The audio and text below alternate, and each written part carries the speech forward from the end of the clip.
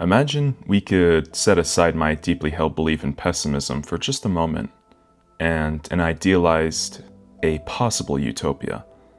This grand future where we could eliminate pain and suffering to such a degree that we could see all life as an inherent good. This is a future where biotechnology replaces our frail bodies, and we can modify and enhance our chemistry with levels of bliss. We could retreat into states of euphoria, where normally we might fall into depression. The hedonistic imperative proposed by David Pearce envisions a world where suffering is a technical problem that can just be engineered away. Naturally, this approach is highly suspicious from a pessimistic perspective, so let's dissect this idea and find out if there's anything worth taking from it. First, if you followed me through my videos, you know I'm the kind of person to doubt a method where suffering can be entirely eliminated. Every problem seems to just create more. Life itself is broken no matter what we apply to it. And as I've said many times, I'll say it once again, every today is just a utopia of yesterday. But why is it that we stand here today more broken, isolated, and mistreated than ever before? Just on a much more massive scale. This utopia that seems just within our grasp is another form of entrapment. Imagine we solve an issue with pharmaceutical drugs. Now we create a possible drug epidemic, addiction, pharmaceutical monopolization, corruption, and of course, impoverished countries who are at the bottom of the barrel and often take the brunt of the worst. While we will produce a few Keanu Reeves type badasses in our future world, it'll be more of an illusory dystopia than it will be a visionary utopia. Access will only be applied to those with connections or affordability. We think we can magically wash imbalances away, but just compare ourselves to the Romans 2,000 years ago. Actually, wealth inequality is the worst it's ever been. And why would technology abuse free us from that problem when it's already accelerated it? For example, we have an overabundance of information anywhere in the world, just at the tap of a finger. A true paradise for any Greek scholar. Yet, what has this abundance of information done to us? Just take a look around, I don't even have to say it. In some ways, many cultures are still vastly inferior, at least in the past. Even though our technology has greatly improved, those in control will always abuse it. The wielders of the tools have more power than the tools themselves. Your AIs won't be your savior. It's just another tool for the wielders to use, to more efficiently operate their machinations. If you've seen my video on applying pessimism with stoicism, you might remember my analogy of the dilapidated bridge, where we shouldn't tread above, causing damage to those below. We ourselves should be wise not to traverse below either. Instead, we should carefully navigate across, clinging onto whatever stable railing is available. In this context, the hedonist pursuing his delights perceives himself to be simply floating over the bridge, but in reality, he's adding to the weight of an already fragile structure. It's blind optimism. And instead, I advise for controlled and measured resilience with necessary detachments. Furthermore, as some of you have begun to pick up, I've got a thing for beauty. And it's more than a personal hang-up, but I'll explain this better in the future videos. I believe this is imperative, but not necessarily in a beneficial way. The hedonistic imperative doesn't account for beauty in the way I do.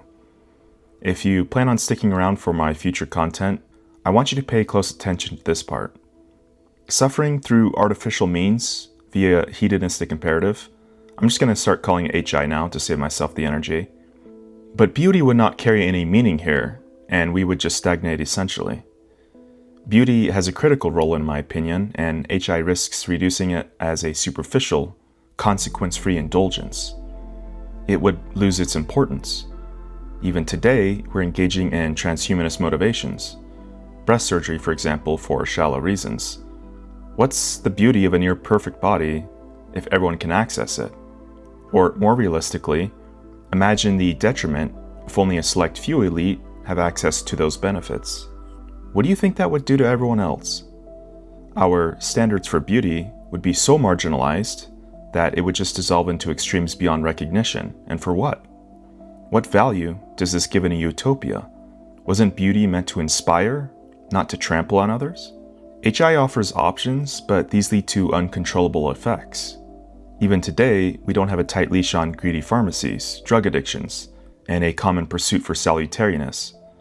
With HI, we risk taking this off the leash entirely.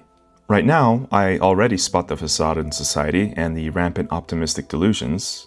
These media influencers are just propagating fronts for their own trivial lives.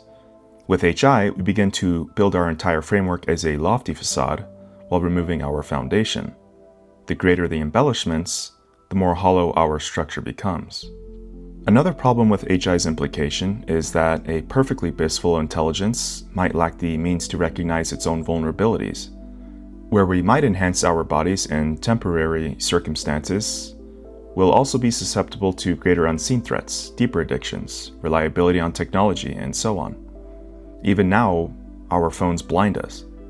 Capitalism has evolved in such a way that it strangles us. And this is what most of us voted for, essentially. A massive solar flare, for example, which could happen, would be devastating. However, there is some utility in the HI framework, not as an absolute measure, but more as a tool for refinement. Therefore, I believe in not barring the way of pursuit in HI, but I would warn against the purity of it. For example, we can continue to study in fields like neuroscience and apply methods to anxiety before it becomes overwhelming. Also, instead of constant states of bliss, where eventually we'll max out, or reach a summit where the only way is down, we can find ways to optimize these levels of bliss in rationed amounts. Instead of replacing resilience, we can reinforce it. This too falls in line with my pessimistic stoicism. Bliss is not the end goal. It's just a method of endurance. This is the rational approach without delusion. The hedonic treadmill is a very real phenomenon. How far are you willing to run in place? My advice is to walk peacefully in place and work wisely to preserve the momentum. I could see a version of myself encountering this world, although I see it already, since I believe utopias are just relative to their own time. But suppose you or I were plucked and thrown into a world like cyberpunk, and at first we might find it exciting. We're a bit wary, but we find the idea of technology overriding suffering compelling. The idea of living in a world where engineered pleasure outweighs pain, it is alluring, yet something feels off. There's a sense of something wrong beneath the surface. So, what is this apprehension? Well, here's an example. The opioid crisis. The idea was straightforward. We were presented a wonderful idea where a pharmaceutical pain reliever would eliminate chronic suffering. We thought we could do this in a safe, controlled way. So what happened? First, dependence spiraled into addiction. Then we built tolerance, requiring higher doses. Next, the pleasure-suffering balance didn't stabilize, it collapsed. And finally, people detached from reality, losing the ability to function. This is part of HI already, just on a micro scale. Our attempt to eradicate suffering through biochemical means only led to a deeper enslavement to pleasure. The cure became a new sickness. If we can't even handle a simple drug without self-destruction, what makes you think we can handle a world resembling Neuromancer? We can't. Let's envision another kind of world, and why not Neuromancer since we're already talking about it? Here, we encounter body augmentation, virtual worlds, and endless synthetic pleasures. Suppose we entertain the idea that HI might not be an immediate dystopian failure. After all, who wouldn't be tempted by the idea of transcending the limits of flesh, of plugging into a world free of disease, heartbreak, and death? For this, I'll return once again to my allegory of the dilapidated bridge. The optimists believe that they've escaped suffering. Indeed, they even go so far as to build cities above this broken bridge in the clouds, and they never look down. They float above their problems, yet they don't see what's below. Each step they take still stresses the foundation further. It's just a matter of time before it collapses. There's always a trade-off, regardless if you see it or not. For example, these body augments might give us cyborgs by using nanobots. Yes, I just said it. Nanobots. Supposedly. But imagine we could switch off suffering. Just like that. Are we really more free? Or have we just become extensions of the technology itself? If you lost the ability to experience emotions organically, do you really feel in charge? And are you okay with that? I'd argue that removing suffering altogether removes all resistance. At this point, without resistance, aren't we just passive receivers instead of active creators? Maybe you didn't expect me to say that, but there it is. Some suffering is necessary, within control of course. But that's also why I don't think life is good enough overall, nor will it ever be. Once again, I could stand beside AHI if only we allowed for resistance buffering as necessary. But we know we can't control that any better than we can control an individual's addiction. If this replaces consciousness, then so be it. But I suspect this is a deeper trap. If we transition into more machine than man, we can be replicated like the world of altered carbon. We can be kept hostage for as long as whoever's in charge likes. We could endure more suffering possible, as long as whoever controls the switch decides it.